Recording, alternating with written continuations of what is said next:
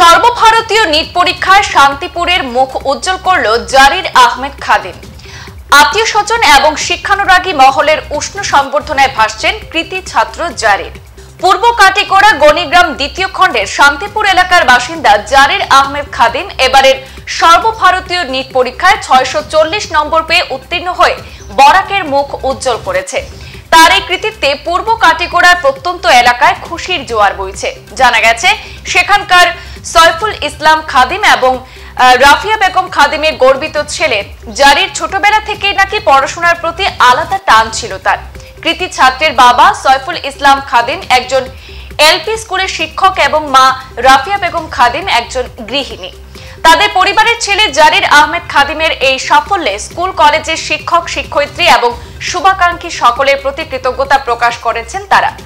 আমাদের হাতে বক্তব্য রয়েছে, শুনে নেব। আসসালামু আলাইকুম, আমার নাম জারির আহমেদ খাদিম, আপনার নাম সৈফুল ইসলাম খাদিম, মা রাফিয়া বেগম খাদিম। এবার নিট পরীক্ষা আপনার কি সাফল্য হয়েছে? নিট পরীক্ষা তো আউট অফ 720 আমি 640 পাইছি। কোন জায়গা থেকে? আজমল সুপারফুডে থেকে, মানে 11-12 পড়ছি, পরে নেক্সট ইয়ার কোচিং করছি।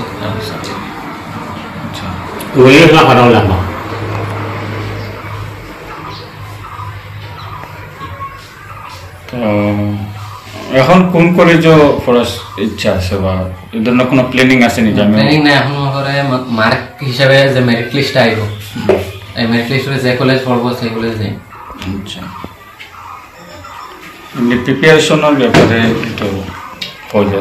প্রিপারেশন মানে ফার্স্ট 2 বছর করছি, লগে হায়ার সেকেন্ডারি আসলো, অত মানে ভালো করে প্রিপারেশন হয়েছে না। এই বছর একটু টাফ হয়েছে, মেহনতও খুব বেশি। সেলফ স্টাডি প্রায় 12 থেকে 15 ঘন্টা পর্যন্ত রোজদিন করা লাগছে। 1 বছর খুঁজাই আসছিলাম, রোজা গেল, ঈদ পরে ঈদও আমরা ওখানে আসলাম, যতজন স্টুডেন্ট সব ওখানে থাকে। নিটের এক্সামের 5 দিন আগে করাইছি। আচ্ছা, তুমি যে এত সাফল্য পেয়েছি তার পিছনে কার অবদান থাকতে পারে মনে করো? পিছনে তো সবার ফার্স্টে তো আল্লাহ দিছেন, এখন মা বাবা, চাচা, ফ্যামিলির সব, আর সব এর মধ্যে হইলেছেন আমার টিচার্স যারা, তারা তো অনেক অনেক ধন্যবাদ। তারা ধারণা এতটুকু হয়েছে, তারা যে হেল্প করছেন, যে গাইডেন্স দিয়েছেন হলিয়া। তো আমার নাম সৈফুল ইসলাম খাদিম, আমি একজন এলপি স্কুলের শিক্ষক।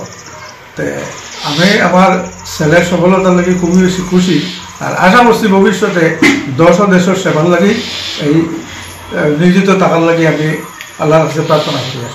সংবাদ এই পর্যন্ত, ফিরছি পরবর্তী অন্যান্য আপডেট নিয়ে। ধন্যবাদ।